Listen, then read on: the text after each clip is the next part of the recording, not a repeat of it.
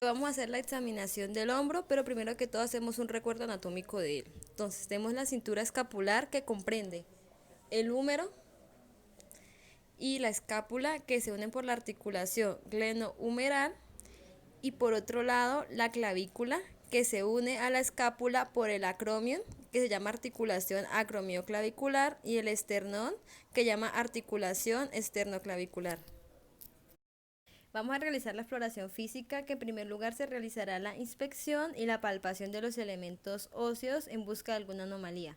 Posteriormente pasaremos a valorar los arcos de movilidad, los cuales son flexión, extensión, aducción, aducción,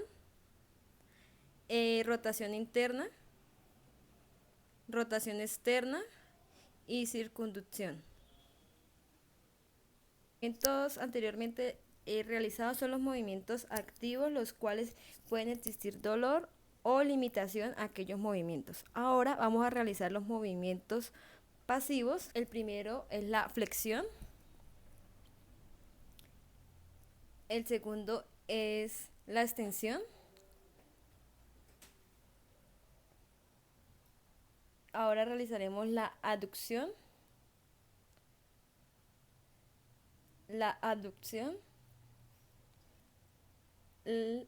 después realizaremos lo que es la rotación interna, rotación externa y circunducción.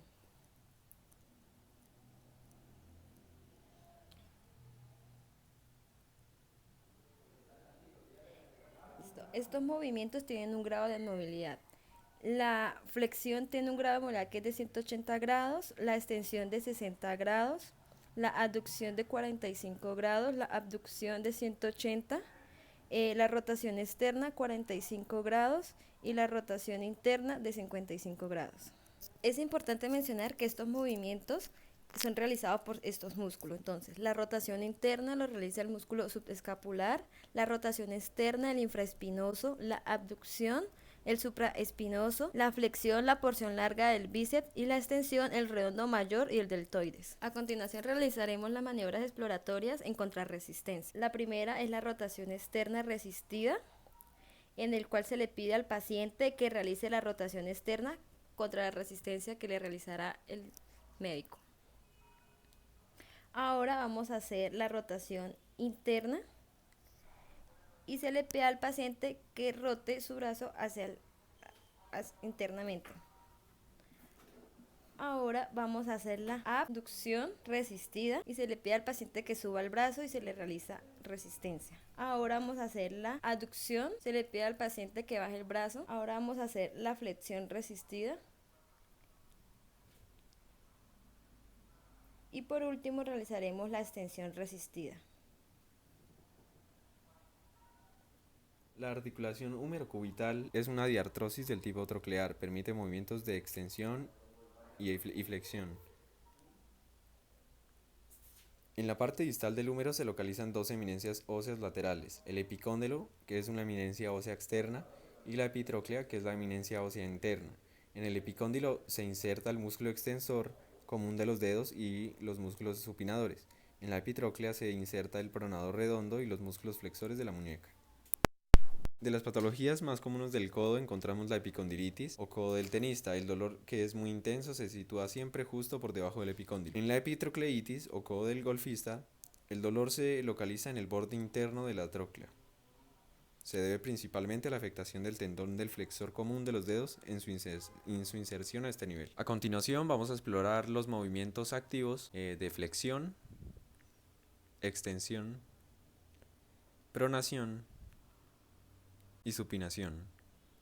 A continuación vamos a explorar los movimientos pasivos de flexión, extensión, pronación y supinación. Seguimos con la evaluación de los movimientos contra resistencia. Evaluamos la contrarresistencia de flexión, la contrarresistencia de extensión, la pronación y la supinación. Ahora con la articulación de la muñeca Vemos que la mano está compuesta por los huesos de las falanges, de los metacarpianos, del carpo, con sus correspondientes articulaciones, tendones, ligamentos, músculos y piel. En la muñeca hay 8 huesos. Encontramos en la fila proximal el escafoides, el semilunar, el piramidal y el pisiforme. Y en la fila distal encontramos el trapecio, el trapezoide, el grande y el ganchoso. Tenemos el signo de Tinel que se hace golpeando ligeramente sobre el túnel del carpo cuando se produce dolor, entumecimiento y disestesia en la zona inervada por el mediano. Es positivo en el 60-70% de los casos para el síndrome del túnel carpiano. Para ese síndrome también tenemos el test de Fallen, que es la hiperflexión de ambas muñecas durante 60 segundos, que se debe producir un adormecimiento y disestesias en la zona inervada por el mediano. Este es positivo en el 80% de los casos. Tenemos una patología conocida como dedos en gatillo o en resorte. Esta se da cuando las vainas tendinosas de los tendones flexores de los dedos de la mano pueden presentar inflamación dando lugar a la presencia de dedos en gatillo. A la exploración, los pacientes presentan una dificultad para la extensión de los dedos después de haber realizado la flexión de la mano. Ellos necesitan la ayuda de la otra mano para desenganchar el dedo que queda bloqueado.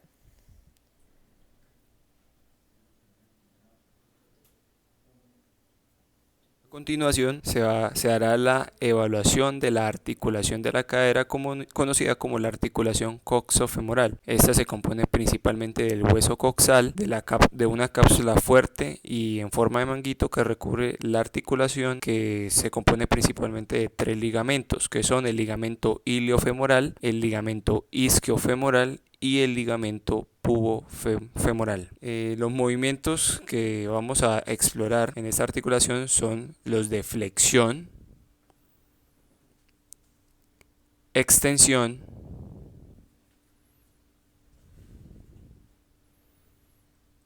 abducción, aducción, rotación interna, rotación externa. Las enfermedades más comunes de la cadera en el adulto mayor son la coxartrosis y la fractura del cuello femoral. En el adulto, la patología más común es la necrosis isquémica de la cabeza del fémur. Y en el adolescente es más común la epifisiólisis de la cabeza femoral. La siguiente prueba es la prueba de Trendelenburg. En esta prueba se le pide al paciente que esté de pie y apoyado sobre uno de sus miembros inferiores con su homónimo flexionado. Debe realizarse bilateralmente.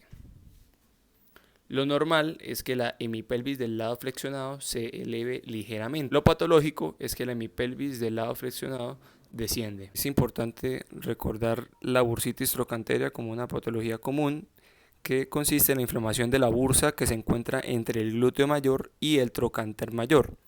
Es la más frecuente de las bursitis de la cadera. Tiene una mayor frecuencia en mujeres y es difícil diferenciar de una tendinitis trochanteria. La clínica hay que tenerla muy en cuenta, ya que el dolor en la cara externa de la cadera puede irradiarse a proximal o distalmente y aumentar con la deambulación, subir escaleras o al acuclillarse. Puede generar cojera y dolor nocturno. En la exploración hallaremos dolor intenso a la palpación sobre el trocánter mayor. Aumenta con la abducción y con la rotación externa. Con respecto a la rodilla, decimos que su anatomía comprende una parte ósea compuesta por el extremo distal del fémur, proximal de la tibia y la rótula. Una fibrocartilaginosa, meniscos y unas partes blandas, que son cápsula, bolsas, ligamentos colaterales, ligamentos cruzados, músculos y tendones. A la exploración sistémica empezamos con una inspección donde vemos trastornos de alineación, atrofias, tumefacciones, deformidades, aspectos de la piel, palpación, puntos dolorosos y derrames. Los movimientos que puede realizar la articulación de la rodilla son flexión, que a la flexión activa se da en un ángulo de 0 a 130 grados y a la pasiva de 0 a 145. Extensión, con unos ángulos a extensión activa de 0 grados y pasiva de 10 grados y rotación de 10 grados. Entre los primeros signos que se evalúa en la rodilla es el signo de cajón. Este se evalúa poniendo la rodilla en flexión a 90 grados y pie ipsilateral fijado. Se investiga desplazamiento anterior y posterior anormal al traccionar el tercio proximal de la pierna. Su presencia indica lesión en ligamentos cruzados. El segundo signo es el signo del bostezo, en donde valgo forzados con la rodilla 30 grados extendida y se fija el muslo con una mano y se aplica fuerza en sentido contrario en la pierna con la otra mano valorando la abertura de la interlínea. La positividad de la prueba nos indica lesiones de ligamentos colaterales. Al examinar la rótula se debe realizar para evaluar si existe la patología con exploración específica de la bursitis anserina. Entonces se localiza en la inserción distal en los músculos semitendinosos y semimembranoso y sartor. Entonces cuando existe esta patología produce un intenso dolor en la cara interna de la rodilla ligeramente por debajo de la interlínea. Se asocia frecuentemente con la artrosis, alteraciones del eje femorotibial y la obesidad. Se aprecia punto doloroso y muy selectivo en la región descrita que generalmente está tumefacta, aumentando el dolor con la flexión y rotación interna resistente. Aquí se tienen que evaluar los signos para examinar si existe un derrame articular, en donde el paciente, el examinador, va a realizar presión en los lados laterales de la rótula y con sus otros dedos va a presionar encima de la rótula y va a mirar si ésta se hunde como si fuera un cubo de hielo en una botella de agua. Si llega a ser positivo, se dice que hay derrame articular. Por último, vamos a tener la exploración de la articulación del pie. Entonces, esta articulación tiene 4 movimientos: la flexión, extensión, pronación y supinación. Las patologías más comunes son el espolón calcáneo, que se hace una exploración a la palpación profunda sobre el calcáneo. Dependiendo del punto donde se halla el espolón va a estar el dolor y las personas van a expresar que es un dolor tipo punzada. Después vamos a tener la fascitis plantar, que es la causa más frecuente de talalgia. La fascia plantar se origina en la tuberosidad medial del calcáneo, adyacente al tejido celular subcutáneo y se extiende por la planta del pie. A la exploración se va a inspeccionar de manera no objetiva inflamación o rubor a nivel del talón.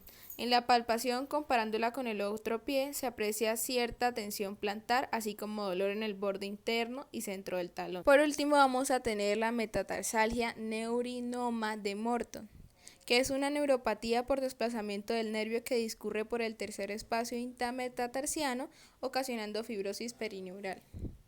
En la inspección no se va a observar ningún signo de afectación articular ni lesión cutánea aparente. En la palpación de cada espacio intametatarsiano permite apreciar en ocasiones una tumoración blanda entre la cabeza de los metatarsianos que, al comprimir lateralmente la cabeza de las metatarsianas entre sí, o bien con la compresión dorsoplantar de los espacios interdigital, va a producir dolor lancinante, que es característico de la patología. Con respecto a la columna, vamos a realizar primero que todo una inspección para rectificar que todas las estructuras se encuentren en debida posición. Para ello pedimos al paciente que tome distintas posiciones y vemos que su columna se encuentra simétrica. Posteriormente, con el paciente de espaldas, verificamos que se encuentre simétrica la columna y que no hayan desviaciones. Después pedimos al paciente que se toque la punta de los dedos del pie con las manos y observamos que no hayan asimetrías y que todo se encuentre en perfectas condiciones.